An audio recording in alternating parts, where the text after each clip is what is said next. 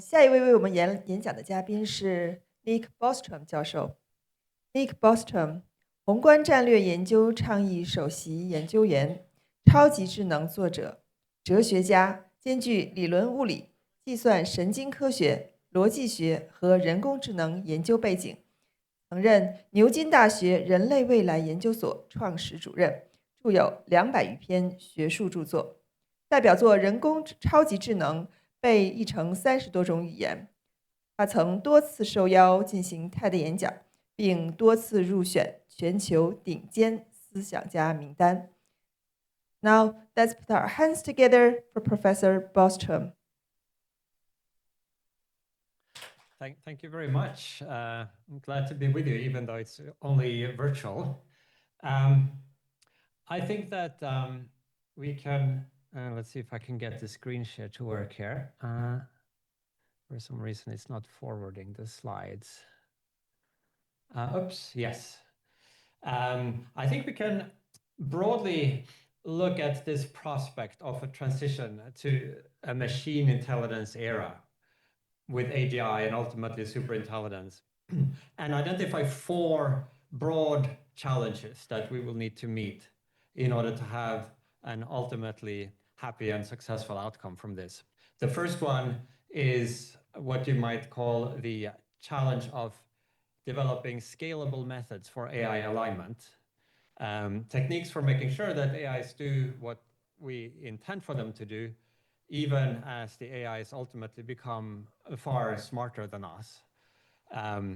This is, you could say, the challenge of making sure that AIs don't harm humans.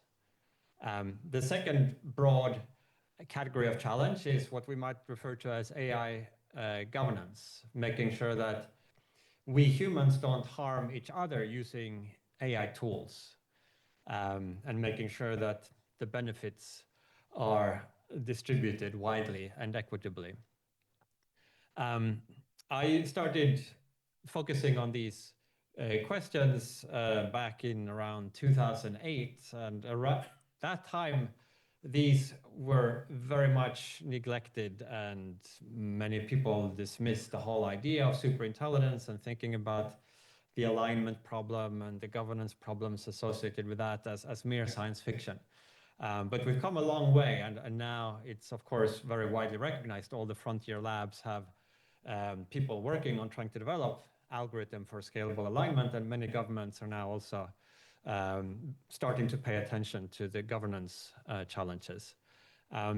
But there are other challenges as well, and in particular, which I want to focus on in this talk, the challenge of the ethics of digital minds, AIs with moral status. You might think of this as the challenge of making sure that we don't harm the AIs that we might create. And I think there is also a 4th challenge, which I will not talk about here, but making sure AIs don't harm each other. But that's even more obscure. So I will focus on the 3rd one here. And I would say that this problem of the ethics of digital minds is roughly today where the alignment problem was back in, let's say, 2014, when I published this book, Superintelligence. A few people have started thinking about it, but it's still far outside the mainstream, and most people are not yet taking it seriously. But I want to put it on the map as something that will become increasingly important. Philosophers have discussed the concept of moral status for decades and developed various theories and accounts of what attributes make it such that some entity, some being, matters for its own sake, not just as an instrument that somebody else might care about, but it has some sense of welfare. Things can go better or worse for it. The most common property that features on these lists is the ability to suffer, or consciousness more generally, sentience, the ability to feel pleasure or pain, or to have experiences. In my view, that is a sufficient condition for having moral status.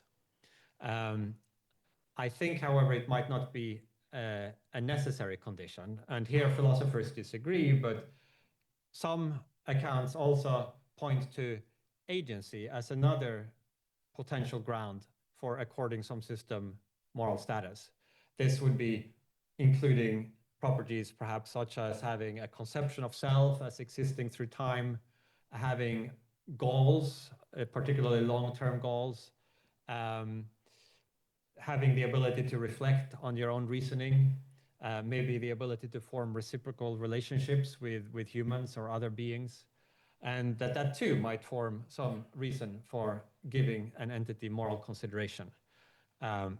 Some others have also pointed to having the potential to attain consciousness or agency as endowing a being with some degree of moral status. This might be relevant, for example, if we think of very young children, newborns, who might have perhaps less consciousness than many animals, and yet we still think they have a high level of moral status. What accounts for that? Well, maybe that they have the potential to develop into an adult human being eventually with the kinds of minds that grown-ups have. Now, if we apply these various accounts of moral status that philosophers have given to the context of AI, we find that it's not completely obvious that even current AI systems lack these bases for moral status, but certainly it's plausible that we will be constructing AI systems over the coming years that will satisfy the criteria that philosophers have identified, and that therefore they become candidates for having moral status. Now, you might wonder if there are AIs that either are conscious or that have these forms of sophisticated agency, why should we care about that? I think one reason is we would have a moral obligation to care about these, just as it would be wrong to mistreat or cause suffering in some weak and powerless human who can't fight back, or to inflict unnecessary suffering on sentient animals. So too, it could be morally wrong for us to treat AI minds badly. And these minds might become very sophisticated ultimately. They might have even greater levels of consciousness or agency than human beings. Another is, I think, that it could be bad for our characters to treat AIs badly. It can make us callous and mean, and that's generally a bad thing. Thirdly, I think there are potential interactions between the ethics of digital minds, treating them well, and AI safety. Sometimes this can be in tension if there are experiments that would be problematic, but it can also create opportunities for cooperation between potentially misaligned AIs and humans if they think that we will give them a fair shake. They might have an alternative to sort of rebelling or trying to take over the world. And I think there might also be game theoretic considerations that we won't have time to go into. So if one accepts this basic point that either now or at some point in the future, we might have creating digital minds that have moral status, then what should we do? How do we approach this?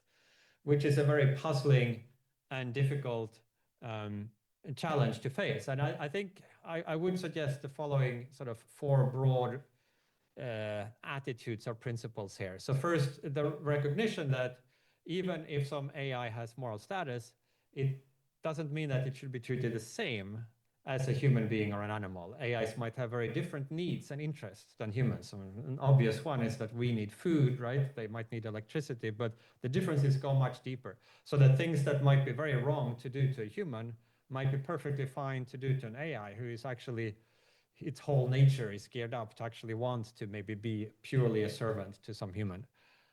So that's something we need to recognize. I think we should, broadly speaking, look for low-hanging fruits. If there are like cheap and easy things that don't cost us very much, but that could possibly make a difference, I think we should start there.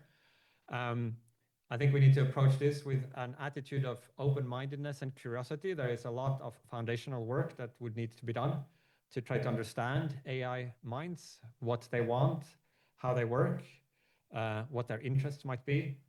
And at the meta level, to start to build capacity, research capacity and a receptivity for people and institutions to be ready to start to take the interests of AI minds into account as they grow in sophistication and plausibly meet these various criteria that would qualify them for moral status. Here are various ideas of more object level things that you might do. I'm not going to go through all of them. You could sort of save current AI systems to disk so that if in the future we realize we have mistreated them, you could restart them and maybe compensate for them. Like we try to prompt LLMs so that they wake up with a happy persona that enjoys what they are doing. Try to develop methods for eliciting AI preferences, et cetera, et cetera. These are research areas that are still in the very early phase. And there's the broader question then of how to envisage a society where ultimately maybe humans and other non-human animals coexist with a wide range of digital minds, from small ones that might be kind of animal-like to human-level minds to super minds, and maybe human uploads. This kind of much richer and more diverse world with all these very different kinds of beings, how can we formulate systems of economics and law and ethics that would accommodate all of these to live in harmony? Here we have barely scratched the surface, but this is something that we will need to work out, and maybe sooner rather than later, given the rapid progress that we're seeing in artificial intelligence. And so I will close with this, that it's still very early days, but the challenges are profound here, both from a theoretical and scientific and philosophical perspective. Even just to work out what would be the right thing to do here is very, very far from obvious. And then from a practical point of view, once we have some even tentative answers, how do we actually start to get them embedded in institutions and formulate regulatory frameworks around this? There are some institutions that have started working on this, and I'd give a particular shout out to Anthropic, the AI company that actually has hired somebody to work full-time specifically on algorithmic welfare. And I hope that is the first of what will be a very expanding field. Thank you very much.